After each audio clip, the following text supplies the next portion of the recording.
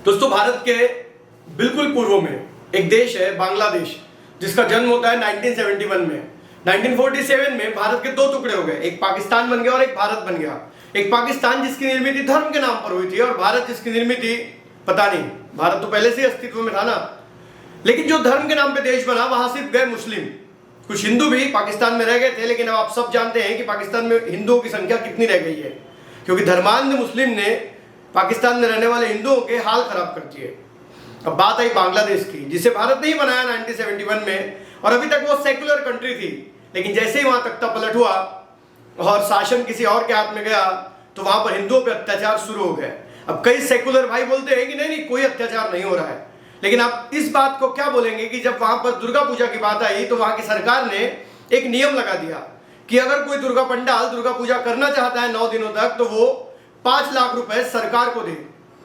इसको इतिहास में जजिया कर कहा जाता था। मुस्लिम प्रदेश में रहने वाले गैर मुस्लिमों को राजा को एक टैक्स देना होता था, जिस टैक्स को ही जजिया कर कहा जाता था। अब वही कर बांग्लादेश में हिंदुओं पे लगा दिया गया है। आप जानते होंगे अभी दुर्गा पूजा है और बंगाल और बांग्लादेश में हिंदू लोग बहुत बड़ी मात्रा में दुर्गा पूजा करते हैं, और इसी दुर्गा पूजा पर अब बैन लगा दिया है बंगाली सरकार ने, मतलब बांग्लादेश की सरकार ने। और अभी हाल में एक बंगाल का भी मुद्दा है, जहां पर 112 फीट की मूर्ति लगाने से बंगाल सरकार रोक रही है। बांग्लादेश पे आते हैं। बांग्लादेश की सरकार का कहना है कि अगर आपको दुर्गा पूजा करनी भी है तो कुछ नियमों के तहत करनी होगी। आपको शाम को अजान के समय, मतलब जब मुस्लिम लोग अपनी पूजा करते हैं, प्रार्थना करते हैं, उस समय पे आपको भजन कीर्तन और आरती नहीं करनी है, अपने लाउडस्पीकर बंद रखने हैं। मतलब ये है कि पूरे तरीके से हिंदू धर्म की आवाज को चुप कर दो। वो तो अच्छा है कि भारत में हिंदू बहुसंख्यक है, अगर अल्पसंख्यक होते तो आप खुद कल्पना कीजिए कि आप किस स्थिति में जीते, और आने वाले समय में अगर आप अल्पसंख्यक हो गए तो फिर आप कल्पना कीजिए कि आप किस स्थिति में जीने वाले हैं।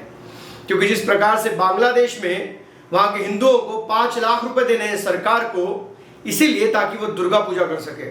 आज हम जानेंगे कि जजिया कर होता क्या है और इसका इतिहास क्या है, जो बांग्लादेश ने आज फिर से हमारे हिंदू भाइयों पे लगा दिया है। बात जब इंडिया की आती है और किसी मुस्लिम पे अत्याचार होता है तो हमारे हिंदू भाई उनका विरोध करते हैं जो उन लोगों पर अत्याचार करते हैं। लेकिन कभी क्या किसी मुस्लिम के मुंह से सुना है कि उसने गलत कर दिया? मैंने तो पढ़े लिखे स्कॉलर भी देखे हैं जो खुद बच्चों को पढ़ाते हैं और वो आतंकवाद का समर्थन करते हैं, और फिर भी हम चाहते हैं कि हम भाईचारे से रहें।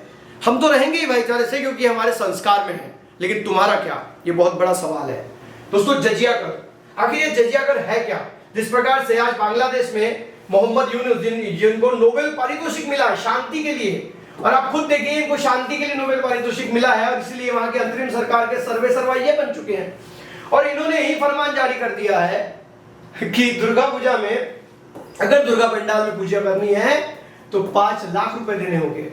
इसीलिए इस वर्ष बांग्लादेश के बहुत सारे पूजा पंडालों ने पूजा करना ही छोड़ दिया। उन्होंने कहा कि इस साल हम दुर्गा पूजा नहीं करेंगे। लेकिन कब तक? 1 करोड़ हिंदू है वहां पर, और उनके साथ इस प्रकार का बर्ताव कहां तक सही है?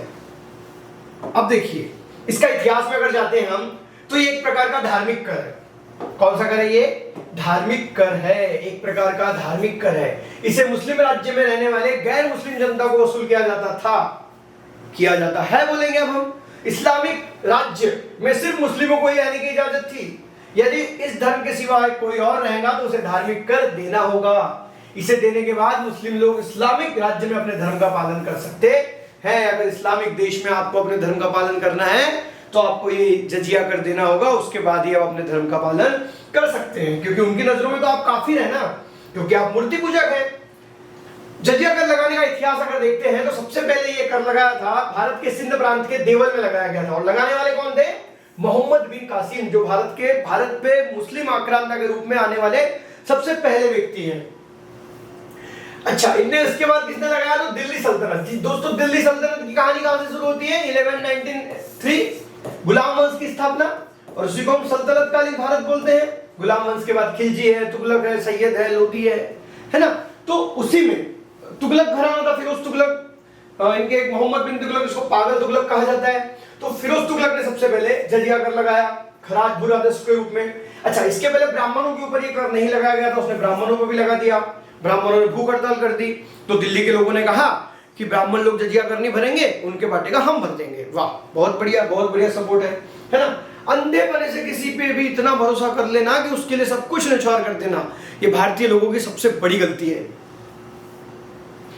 ओके, उसके बाद जैसे जैसे दिल्ली सल्तनत बढ़ती गई भारत में, वैसे वैसे जजिया कर का दायरा बढ़ता गया। अलाउद्दीन खिलजी ने जो लोग खराज बोले तो वही जजिया कर, भू राजस्व के रूप में लेना है ना, खराज न देने पाने वालों को गुलाम बना लिया। अच्छा, गुलामी सिर्फ गुलाम बनाया क्या? नहीं, बल्कि उनको शहरों में बेचना शुरू कर दिया और इन गुलाम श्रमिकों की भारी मांग रहती थी। अब देखो, मुस्लिम दरबारी एक इतिहासकार है, जियाउद्दीन बर्नी, आप इनका नाम कहीं भी पढ़ सकते हैं, जियाउद्दीन बर्नी इतिहासकार है।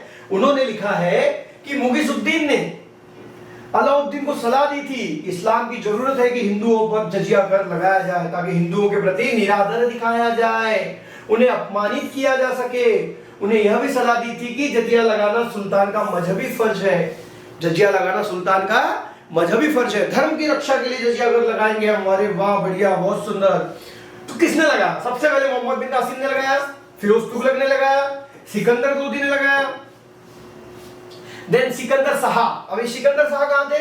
कश्मीर में, कश्मीर के राजा थे सिकंदर शाह, इन्होंने कश्मीर में लगाया, है ना। और बहुत अन्यायी अत्याचारी राजा सिकंदर शाह, जम्मू कश्मीर के जो हाल खराब करने का श्रेय जाता है वो सिकंदर शाह जी को ही जाता है।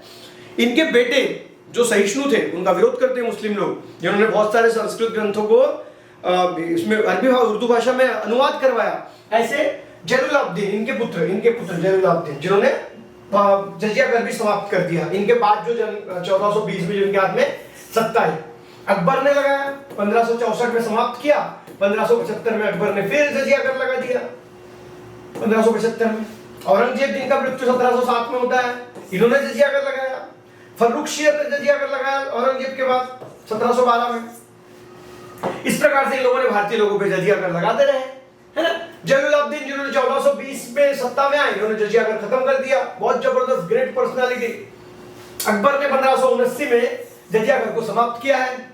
उसके बाद जहांगीर शाह ने 1712 में समाप्त किया, फर्रुख सियर ने 1717 में, इन्होंने फर्रुख सियर ने खुद लगाया था 1713 में, है ना, और 1717 में समाप्त कर दिया जजिया कर। जजिया कर को पूरे तरीके से भारत में समाप्त करने वाले जो व्यक्ति हैं, जो राजा है, बादशाह है, वो है 1720 में मोहम्मद शाह ने भारत से पूरे तरीके से जजिया कर को समाप्त कर दिया।